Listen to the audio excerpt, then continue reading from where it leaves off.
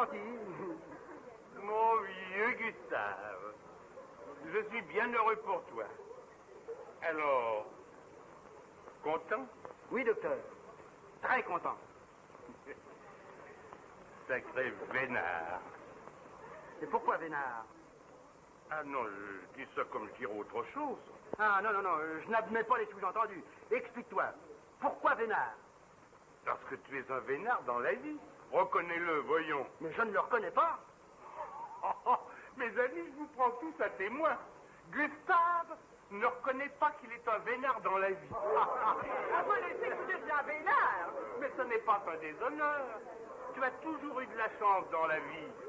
Les circonstances ont été favorables. Mais quelles circonstances? Mais toutes, mon cher, toutes. Mais un exemple, je veux un exemple. Mais sans aller si loin, ton usine, tu n'as même pas eu à peine de la monter. C'est ton père qui te l'a léguée. Il ne pouvait quand même pas y mettre le feu pour vous faire plaisir, non?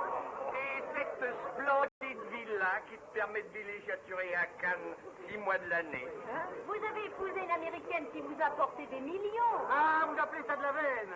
Elle est partie avec un danseur argentin le 8e jour de notre mariage. Eh ben, c'est ce que je disais. Tu as une veine de cocu. En un mot, où voulez-vous en venir? À ceci.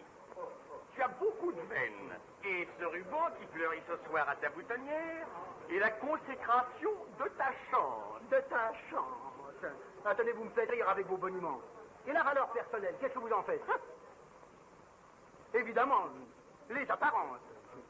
Eh bien, elles sont souvent trompeuses, les apparences. Et dans la vie, il n'y a qu'une seule chose qui compte. C'est ça. Je le prouverai quand vous voudrez. Seul compte la valeur personnelle de l'homme. Je ne suis qu'un simple fabricant de conserves, même. Mais si j'avais voulu, j'aurais pu être docteur, comme toi. Oh, comme moi. Avocat et haut fonctionnaire, comme toi. Facile à dire, mon cher.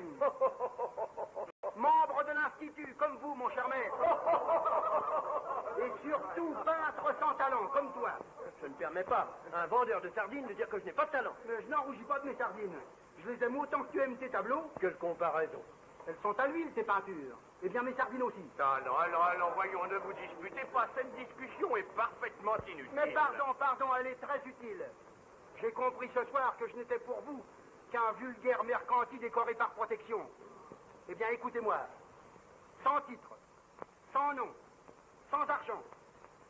Je vous fais le pari de me débrouiller et de me refaire une situation que je ne devrais qu'à mon talent personnel. On ne t'en demande pas tant.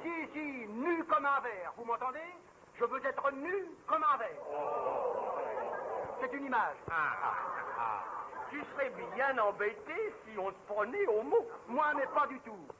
Vous allez voir. Il va tout de même pas s'habiller devant nous. C'est pour moi. C'est pour rire. Vous allez voir. Non, mais Non, c'est pour toi. Ah. Mais non, c'est pour vous. Mais c'est pour vous. Oh, parce qu'il y a d'autres patrons aujourd'hui. voyons. Non, mais écoute-moi, Gustave, c'est une plaisanterie.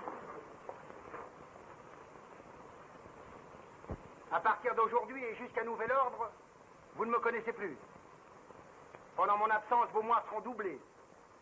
Celui qui n'observera pas la consigne sera mis dehors dès mon retour. Vous avez compris? Disposez. Non, vous laissez en marcher, mon vieux. Eh ben, j'ai marché et je marcherai. Pour commencer, je coupe les ponts derrière moi. Mon sous-directeur de Paris prendra la direction de l'usine. Je bloque mes comptes en banque et je remettrai à l'un de vous l'argent que j'ai sur moi. Tu es complètement fou, et je m'y connais. Je suis psychiatre. Peut-être.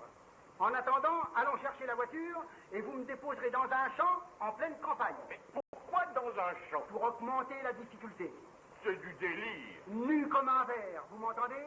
Avec une simple couverture sur le dos pour ne pas avoir froid et un petit paravent pour ne pas effrayer les dames. Et je grimperai. Toi, je le lis dans tes yeux, tu méprises. Toi, tu me traites de vaniteux, vous martyrs. Vous trouvez de mauvaise aloi ma franchise. Vous pensez qu'est-ce que je crois, marchand de petite voix.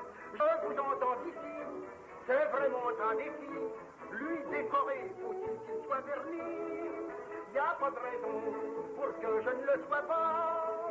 y a pas de raison, du moins je n'en vois pas. On se fait ma fiole, mais moi je rigole, j'écoute les bobards, d'un air bonnard, je réussis, et tous mes bons amis sont mécontents, ils me dévinent tout le temps, mais tout le monde ici va fait dépiner, comme ça y a pas de raison pour que je ne le sois pas. Il n'y a pas de saut métier sur la terre. Et pour moi, le charcutier faut le notaire. Si le balayeur connaît bien son affaire, je le préfère au pharmacien qui n'y comprend rien. Voyez-vous, moi, les gens, je les divise en deux clans. Les imbéciles et les intelligents. Il n'y a pas de raison